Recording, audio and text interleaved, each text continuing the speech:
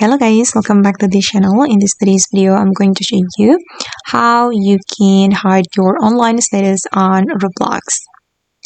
Okay, let's get into it guys. First thing first, you need to go to the Roblox setting. You can go to the more option right here and then open the settings. And then you're going to go to the privacy and content restriction. And hold on, it's still loading.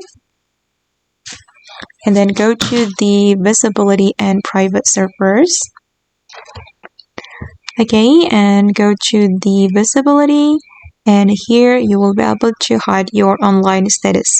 You can select no one, so no one can see when you're online on Roblox.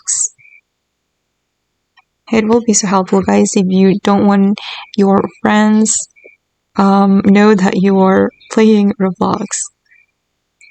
Okay guys, and that's how you can hide your online status on Roblox. I hope this video will be useful for you. Thank you so much for watching, and bye!